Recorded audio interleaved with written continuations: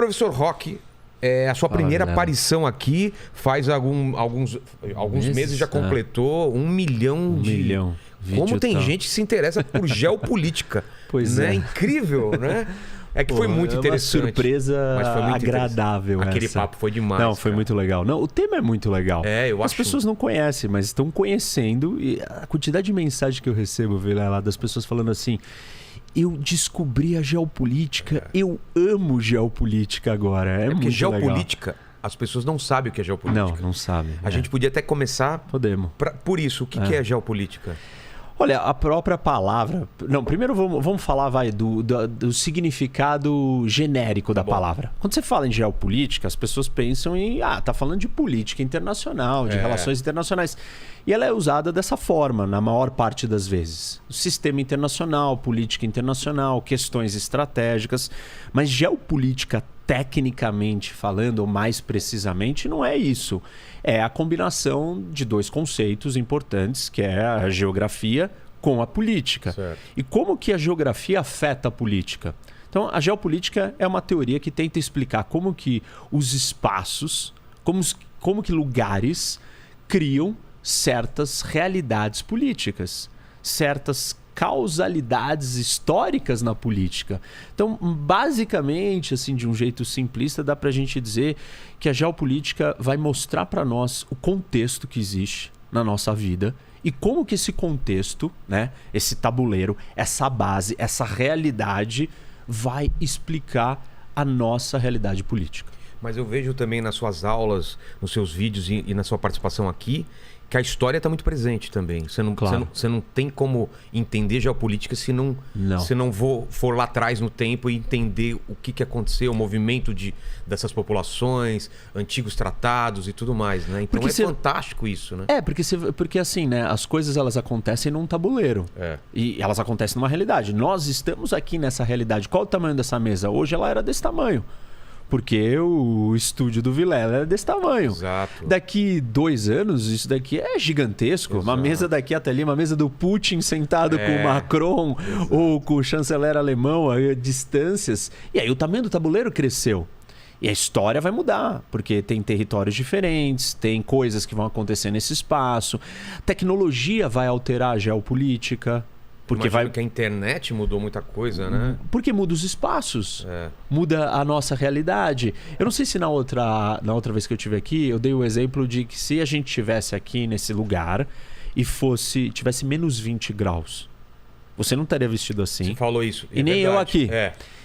Se isso daqui fosse escuro e eu não conseguisse te ver, eu provavelmente precisaria de um equipamento para conseguir te enxergar. Uma iluminação. A tecnologia está mudando essa realidade. O frio ou o calor extremo precisam ser modificados para que eu e você consigamos sobreviver ou viver em harmonia num lugar. Então, a tecnologia ela vai alterando a geografia, ela vai alterando o nosso ambiente. Claro que essa discussão ela tem um lado polêmico ou assim, que incomoda muita gente, que é, mas você está dizendo que o contexto está dado. Então quer dizer que o destino está resolvido também. Porque se você está limitado por essa realidade, como é que você se liberta dela, entendeu? E não é isso. Porque vem a tecnologia e muda aquela realidade. O Brasil tem uma história dessa. Costumes. Você altera o solo, por exemplo. A tecnologia alterou o solo do Cerrado brasileiro. Essa é uma grande transformação tecnológica que mudou uma realidade. Faz um país que não produzia petróleo, de repente produzir... Isso, os Estados Unidos, com o xisto. O petróleo de xisto, o gás de xisto, que é uma nova tecnologia, um jeito de explorar petróleo, não da maneira convencionais, com grandes poços, mas quantidades de petróleo menor colocadas em rochas, mas você precisava da tecnologia para extrair esse pouquinho que estava no meio das rochas. Tecnologia que mudou isso.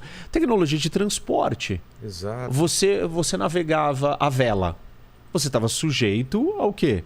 Aos ventos. Aí você tem a propulsão a vapor, mudou a relação que nós temos com a geografia, com as rotas que a gente pode fazer. Eu só podia fazer a rota que o vento permitisse que eu fizesse. Com o barco a vapor, não. E aí, com um super barco numa velocidade mais rápida, todas as tecnologias vão mudando. As rotas de navegação, se a gente pensa na navegação oceânica pelo mundo, você vai fazer o caminho das Índias. Você vai dar uma volta por baixo da África para subir, para chegar lá. A hora que você constrói o canal de Suez, acabou. Aí vai lá da Rússia com Alasca. Que se mudar, se derreter o Ártico e você conseguir navios quebra-gelo que existem, que vão abrir um caminho no gelo, você vai ter uma outra rota diferente. A tecnologia vai alterar os meios de transporte, vai alterar a relação que a gente tem com o meio ambiente, a relação que a gente tem com a realidade física, não só do ponto de vista de transporte, mas econômico, cultural, sobrevivência, oportunidades, negócios, riqueza. Toda vez que alguém fala de petróleo, fala de recursos naturais, fala de agricultura, fala de minério, isso é pura geopolítica. Exato, né? Porque são as coisas da natureza que estão ali para fazer um efeito na nossa realidade. Agora tá essa luta, essa corrida por baterias mais baratas e mais potentes. Imagina alguém descobre alguma aí estão usando um recurso natural, que é o lítio. E aí ele tem em determinados lugares. E aquele país que tinha um recurso natural que não era importante antes, de repente se torna mega importante. Aí a frota está ficando cada vez mais elétrica dos carros. Isso. Começa a ter uma mudança de poder também, que era do recurso natural que estava localizado, que era o petróleo, e a gente deixa de ter o petróleo. O petróleo não foi o recurso natural mais estratégico e importante da história do mundo sempre. A gente teve que descobrir a existência do petróleo, o uso dele e os seus milhões de desdobramentos, não só como combustível, mas como outros produtos, né? Plástico, etc. Então, o petróleo acaba virando um ativo natural estratégico, que não era. E isso começa a dar poder para aqueles países que têm muito petróleo. Quando a gente fizer a transição para fora do petróleo, o novo recurso natural, e se a gente fizer uma transição, vamos supor, para a energia nuclear, e aí o urânio é o grande recurso.